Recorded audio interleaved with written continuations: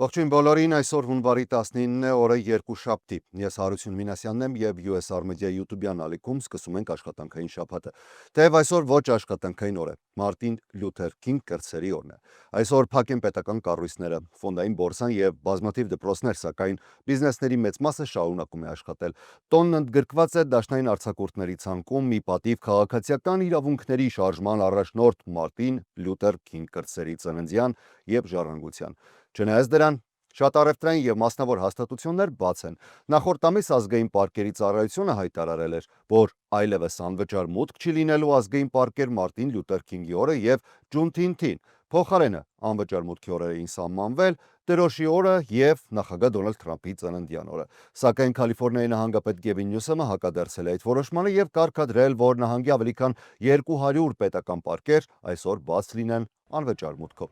Այսօր երկրի տարբեր համայնքներում անցկացվում են շքերթներ, քննարկումներ եւ կամավորական ծրագրեր նվիրված Մարտին Լյութեր Քինգ կրտսերի հիշատակի դաշնային 40-րդ տարեդարձին։ Շատերի համար այսօրը նշվում է ոչ այնքան տոնական, որքան լարված քաղաքական մթնոլորտում։ Քինգի որոշ պահպանողական համակիրներ նշում են, որ այսօրը պետք է հիշեցնի նրա այն գաղափարը, որ մարդիկ պետք է գնահատվեն իրենց բնավորությամբ, ոչ թե մաշկի գույնով։ Իսկ մի շարք սևամորթների իրավունքների պաշտպանության կազմակերպություններ հայտարարել են, որ դիմադրության օր է սա եւ համազգային հանրահավաքներ են անցկացնում։ Մեմֆիսում գտնվող քաղաքացիական իրավունքների ազգային թանգարանը, որը գտնվում է այն վայրում, որտեղ սպանվել է Քինգը 1968 թվականին, այս տարի եւս անվճար մուտք է ապահովում այցելուների համար։ Այս տարեդարձը ոչ միայն անցյալին նայելու, այլև այսօր Քինգի իդեալները կյանքի կոչող մարդկանց ճանաչելու մասին է, ասել է թանգարանի նախագահ Ռասել Վիգինթոնը։ Southern California Edison էլեկտրաէներգետիկ ընկերությունը դատական հայցեր է ներկայացրել, մեղադրելով Լոս Անջելեսի շրջանը տեղական ջրամատակարարման կազմակերպություններին եւ Southern California Gas Company-ին այնպիսի սխալների մեջ, որոնք ընկերության պնդման 2025 թվականի հրդեհը դարձրել են առավել մահաբեր։ Փաստացի Էդիսոնը փորձում է բաժանել մեղքը, որը կրում է ընկերությունը հրդեհի համար։ Լոս Անջելեսի գերագույն դատանում ներկայացվել է հակահայցեր Լոս Անջելեսի շրջանի Pasadena Water and Power-ի եւ եւս 5 ջրամատակարարման կազմակերպությունների դեմ։ Բացի այդ, Socal Edison-ը առանձին հայց է ներկայացրել նաեւ Southern California Gas Company, Socal Gas-ի դեմ։ Հրդեհը, որը բռնկվել էր 2025 թվականի հունվարի 7-ին, խլել է 19 մարդու կյանք ու ոչնչացրել ավելի քան 9400 տուն եւ այլ կառույցներ։ Հրդեհի պատճառը շարունակում է մնալ քննության փուլում, սակայն արկատվյալները վկայում են, որ Socal Edison-ի անջատված էլեկտրագծերից մեկը կարող է դառնալ կրակի բռնկման աղբյուրը։ Դատարան ներկայացված հայցերում Socal Edison-ը պնդում է, որ Լոս Անջելեսի շրջանի կառույցները ժամանակին չեն տարածել տարհանման նախազգուշացումներ Ալտադինայի արևելյան եւ արևմտյան հատվածների բնակիչների համար։ Հրդեհի հետևանքով զոհված 19 մարդկանցից 18-ը բնակվում էին արևմտյան Ալտադինայում։ Ընկերությունը նաև պնդում է, որ ջրամատակարարման կազմակերպությունները, այդ թվում Pasadena Water and Power-ը, հրդեհի տարածման ընթացքում բավարար ջուր չեն ապահովել, ինչի հետևանքով հրշեջները ստիպված են եղել գործել սահմանափակ ռեսուրսներով։ Առանձին դատական հայցում Socal Edison-ը մեղադրում է նաև Socal Gas-ին, նշելով, որ գազամատակարարման ընկերությունը լայնածավալ գազի անջատումներ չի իրականացրել հրդեհի սկսվելուց 4 օրվա ընթացքում։ Ըստ էլեկտրաէներգետիկ ընկերության գազի արտահոսքերն ու գազով սնվող հրդեհները նպաստել են կրակի տարածմանը։ Pasadena-ի քաղաքային իշխանությունները մերժել են Socal Edison-ի մեղադրանքները, հայտարարելով, որ քաղաքը վստահ է, հրդեհի պատճառը եղել է հենց էլեկտրաէներգետիկ ընկերության սարքավորումները։ Socal Edison-ի դեմ արդեն ներկայացված է 998 դատական հայց հրդեհից տուժածների, ապահովագրական ընկերությունների եւ պետական կառույցների կողմից։ Բացի այդ, ԱՄՆ արդարադատության նախարարությունը եւս դատական հայց է ներկայացրել ընկերության դեմ ազգային անտառային տարածքներին պատճառված վնասների կապակցությամբ։ Ցանկանում եք լինել տիեզերքում։ ՆԱՍԱ-ն վերջին նախապատրաստական աշխատանքներն է կատարում Արտեմիս 2 առաքելության համար, որը 4 եզրագնացների կուղարկի տիեզերք մարդկության պատմության երբևէ ամենահեռավոր թռիչքով։ Գործակալությունը հանրությանը հնարավորություն է տալիս մասնակցել այս պատմական ճանապարհորդությանը, իրենց անուններն ուղարկելով լուսնի շուրջ պտտվելու։ Աշխարհի ցանկացած կետում գտնվող մարդ կարող է իր անունը գրանցել առցանց հարթակի միջոցով եւ այն ուղարկել Արտեմիս 2 առաքելությամբ։ ՆԱՍԱ-ի կայքի համաձայն թռիչքը նախատեսվում է իրականացնել ոչ ուշ, քան 2026 թվականի ապրիլին։ Մուտքագրված անունները կպահպանվեն փոքր SD քարտերի վրա, որը տեղադրված կլինի Orion տիեզերանավի ներսում։ Քարտը կմեկնի շուրջ 10-օրյա ճանապարհորդության լուսնի շուրջ եւ հետ դեպի երկիր։ Գրանցվելու համար մասնակիցները մուտքագրելու են ընդամենը իրենց անունն ու ազգանունը եւ ստեղծելու են անձնական կարճ PIN կոդ։ Հղումն անպայման կկցենք այս նյութի նկարագրություն բաժնում, դուք էլ գրանցվեք։ Եվ գրանցումից հետո ՆԱՍԱ-ն ավտոմատ ստեղծելու է թվային Արտեմիս 2-ի թռիչքի տոմս, որը կարելի է տպել որպես հիշատակ, ստեղծելով զգացողություն, որ պաշտոնապես մասնակցել եք առաքելությանը։ Թռիչքի տոմսում նշված են առաքելության խորհրդանիշը, մեկնարկի վայրը, ուղղությունը եւ տիեզերանավի մանրամասները։ Այն ներառում է Space Launch System հրթիռը, Orion տիեզերանավը եւ Kennedy Space Center մեկնարկային կենտրոնը։ ՆԱՍԱ-ն հորդորում է պահպանել PIN կոդը, քանի որ այն հնարավոր չէ վերականգնել, եթե ապագայում անհրաժեշտ լինի կրկին ներբեռնել կամ գտնել թռիչքի տոմսը։ Արտեմիս 2-ը կլինի ՆԱՍԱ-ի Արտեմիս ծրագրի առաջին մարդատար առաքելությունը եւ առաջին դեպքը, երբ մարդիկ կթռչեն SLS հրթիռով եւ Orion տիեզերանավով։ 4 հոգուց բաղկացած անձնակազմում են Ռեյդ Վայզմանը, հրամանատարն է, Վիկտոր Գլովերը, օդաչուն, Քրիստինա Քոքը, առաքելության մասնագետ եւ Ջերեմի Հանսեն, նույնպես առաքելության մասնագետ։ Թռիչքից հետո անձնակազմը առաջին օրերը կանցկացնի երկրի մերձակայքում ստուգելով Օրիոնի համակարգերը։ Այնուհետև տիեզերանավի ծառայողական մոդուլը կգործարկի շարժիչները, իրականացնելով այսպես կոչված տրանսլունար ներմուծման այրում, որը տիեզերագնացներին դուրս կբերի երկրի ուղեցրից եւ կուղարկի 4-օրյա ճանապարհորդության դեպի լուսին։ Թռիչքի ուղին կանցնի լուսնի հակառակ կողմով, հասցնելով անձնակազմին ավելի քան 230,000 մղոն հեռավորության երկրից, այդ թվում մոտ 4600 մղոն լուսնի սահմաններից այն կողմ։ Սա կլինի մարդկության պատմության երբևէ իրականացված ամենահեռավոր մարդատար թռիչքը։ Թեև Արտեմիս 2-ը չի նախատեսում վայրեջք լուսնի վրա, ՆԱՍԱ-ն այն համարում է առանցքային փորձնական առաքելություն։ ՆԱՍԱ-ի խոսքով Արտեմիս 2-ը կարող է քայլ լինել մարդկանց լուսին վերադարձնելու եւ ապագայում Մարս ուղարկելու ճանապարհին։ Այսօրվա դրությամբ արդեն մոտ 2 միլիոն թռիչքի տոմս է ձեռք բերել։ Թերևս դա պարզապես անուն է փոքրիկ կրիչի վրա, բայց 2026 թվականին այդ անունը կթռչի լուսնի կողքով եւ կվերադառնա երկիր, ունենալով պաշտոնական թռիչքի տոմս որպես հապացույց։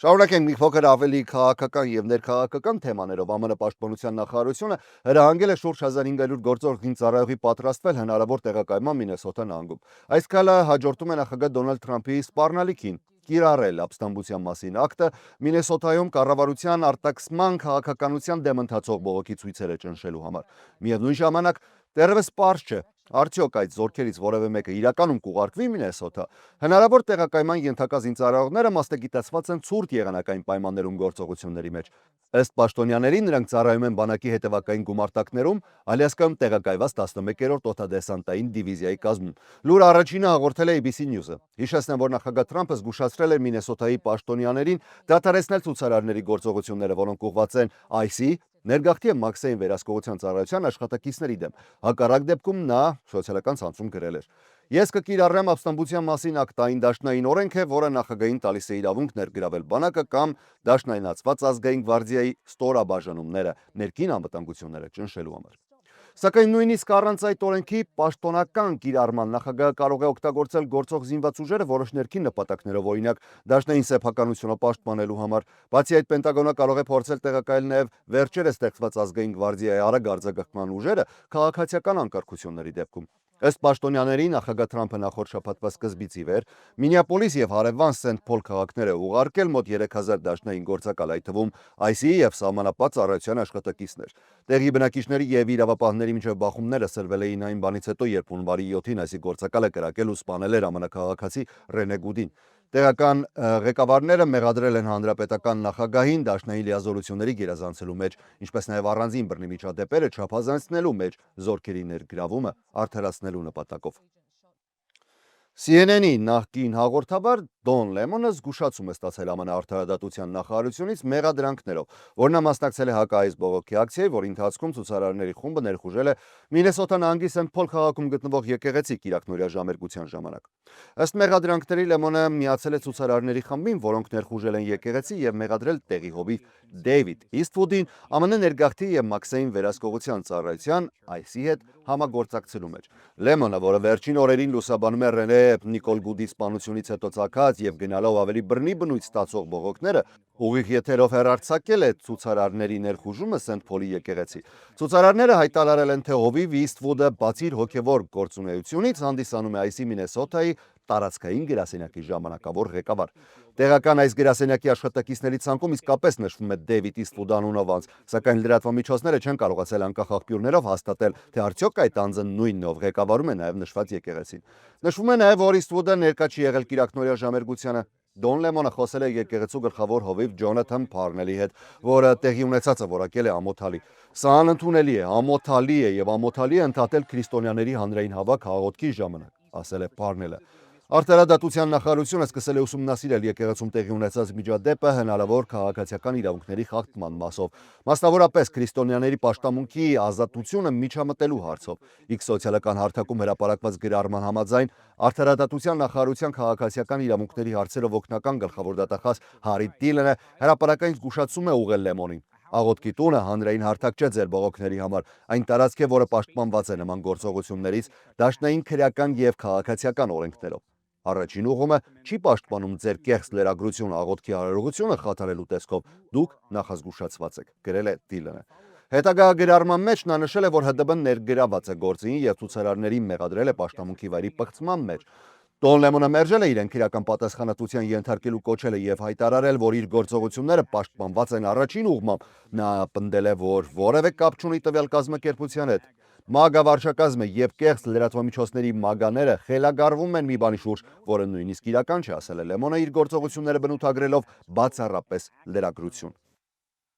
Իրանի թեմայով Իրանի նախագահը երեկ նախազգուշացրել է, որ Միացյալ Նահանգների ցանկացած ռազմական հարված կհանգեցնի կոշտ պատասխան քայլերի Իրանի կողմից։ Տարածաշրջանում գտնվող իրանցի մի պաշտոնյա հայտնել է, որ երկրում տեղի ունեցած համազգային բողոքի ցույցերի ընթացքում զոհվել է առնվազն 5000 մարդ, այդ թվում մոտ 500 անվտանգության ծառայության աշխատակից։ Բողոքի ակցիաները սկսվել են անցած ամիս Թեհրանի մեջ շուկայում տնտեսական դժգոհությունների պատճառով, սակայն կարճ ժամանակում դրանք ստացել են նաև քաղաքական բնույթ եւ տարածվել ամբողջ երկրով։ Ցույցերի մասնակցել են տարբեր սերունդների եւ եկամտային խմբերի քաղաքացիներ, պահանջելով կրոնապետական կառավարման ավարտը։ Նախորդ շաբաթ բողոքի ալիքը նվազել է իշխանությունների կողմից նաև իրականացված բռնի ճնշումներից հետո։